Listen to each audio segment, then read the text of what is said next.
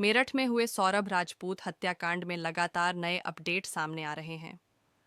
अब इस मामले में आरोपी मुस्कान की मां से जुड़ी एक बात सामने आई है।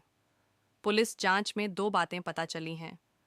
पहली बात यह कि बेटी के लिए फांसी की सजा की मांग करने वाली कविता रस्तोगी मुस्कान की असली मां नहीं है, और दूसरी यह कि मुस्कान और उसके मां बाप पर आरोप है कि उन्होंने सौरभ के लंदन से कमाए हुए पैसों को हड़पने की साजिश रची थी। पुलिस जांच में ये बातें तब सामने आई हैं जब मृतक सौरभ के रिश्ते में भाई लगने वाले संजय ने कई दावे किए हैं। उन्होंने आरोप लगाया है कि मुस्कान और उसके परिवार ने सौरभ के लंदन से कमाए हुए पैसों को हड़पने की साजिश रची। संजय ने यह भी कहा कि मुस्कान के परिवार ने पुलिस के सामने सरेंडर करने से पहले सौरभ की लाश को ठिकाने लगाने की कोशिश की थी। उसके परिवार ने कुछ मजदूरों को बुलाया था, लेकिन कामयाबी नहीं मिली। उन्हीं मजदूरों ने पुलिस को इस बारे में जानकारी दी थी। संजय ने आगे कहा कि मुस्कान और उसके परिवार वालों की हरकतों से सौरभ परेशान रहता था। वो अपने घर से अलग रहने लगा था। जो पैसे सौरभ लंदन से भेजता था, उसे मुस्कान अपने लोगों के साथ मिलकर अय्याशी में उड़ा देती थी। मुस्कान पहले भी 2 बार घर से भाग चुकी थी, इसीलिए सौरभ की ओर से तलाक के लिए अर्जी डाली गई थी, मगर तलाक नहीं हो सका। पुलिस जांच में यह भी सामने आया है कि मुस्कान और साहिल का अफेयर 2019 से चल रहा था। 2021 में जब सौरभ को इसके बारे में पता चला तो उसने डिवोर्स फाइल किया था। हालांकि दोनों के बीच तलाक नहीं हुआ। 2023 में सौरभ लंदन चला गया, जहां वो एक बेकरी में काम करता था। 24 फरवरी को वह भारत लौटा और अगले ही दिन मुस्कान और साहिल ने उसे मारने की कोशिश की, लेकिन नाकाम रहे। 3 मार्च की रात मुस्कान ने सौरभ के खाने में नशे की गोली देकर उसे बेहोश कर दिया। फिर उसने साहिल के साथ मिलकर उसकी हत्या कर दी। शव को ड्रम में डालकर सीमेंट से सील कर दिया। इसके बाद मुस्कान और साहिल हिमाचल प्रदेश घूमने चले गए। जब पुलिस ने इन दोनों को पकड़ा तो उन्होंने अपना जुर्म कबूल कर लिया। आपको बता दें, मुस्कान के माता पिता का कहना है कि उनकी बेटी ने जो किया उसे माफ़ नहीं किया जा सकता। मुस्कान के माता पिता उसके लिए फांसी की सज़ा की मांग कर रहे हैं। आज तक की रिपोर्ट के मुताबिक मुस्कान अपने पति सौरभ का कत्ल तो करना चाहती थी, लेकिन वो साहिल से शादी नहीं करना चाहती थी। लेकिन साहिल ने यह कत्ल सिर्फ मुस्कान से शादी करने के लिए किया था। अब मुस्कान रस्तोगी और उसके प्रेमी साहिल शुक्ला से की गई पूछताछ के आधार पर पुलिस ने कई बड़े खुलासे किए हैं। एसपी सिटी मेरठ आयुष विक्रम सिंह ने इस हत्याकांड से जुड़े कई अहम सवालों के जवाब दिए। उन्होंने बताया कि मुस्कान और साहिल ने सौरभ को रास्ते से हटाने की प्लानिंग काफ़ी समय पहले से ही कर दी थी। सौरभ नामक युवक की हत्या करने के बाद अपराधियों ने उसकी लाश को एक ड्रम में डालकर उसमें सीमेंट और रेत भर दी।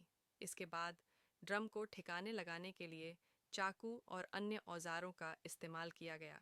यह प्रक्रिया इतनी भयावह थी कि पुलिस डॉक्टरों और पोस्टमार्टम करने वाले कर्मचारियों तक को इस घटना ने झंझोर कर रख दिया।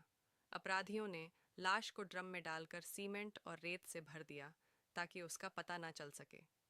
यह तरीका इतना निर्मम था कि इसने हर किसी को स्तब्ध कर दिया।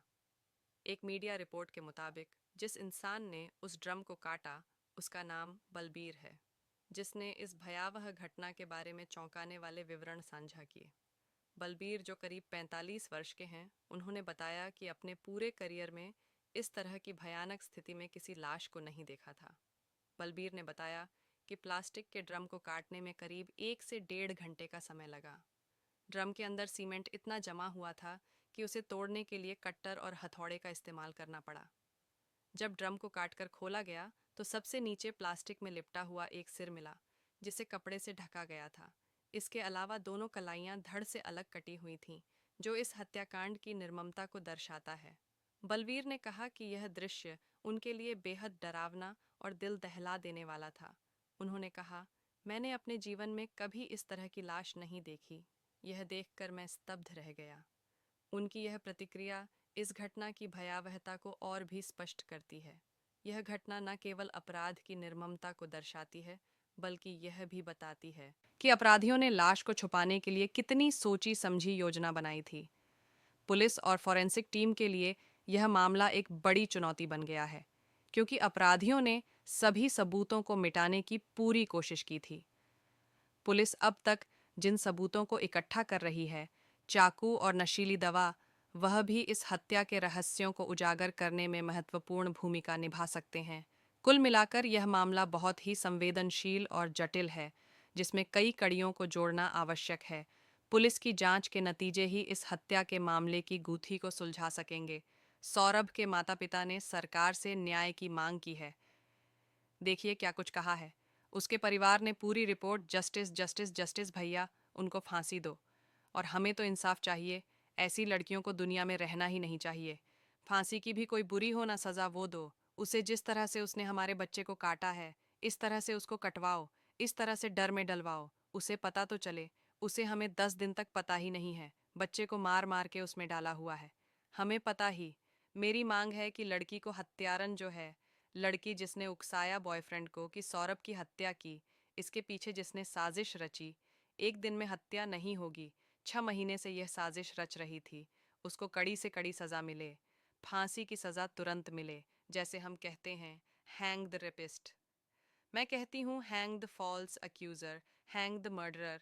इस लड़की को तुरंत फांसी की सज़ा होनी चाहिए, जिसने सौरभ को इतनी दर्दनाक मौत दी, जिसने सौरभ के 15 टुकड़े काटे, जिसको ज़रा भी दर्द नहीं हुआ।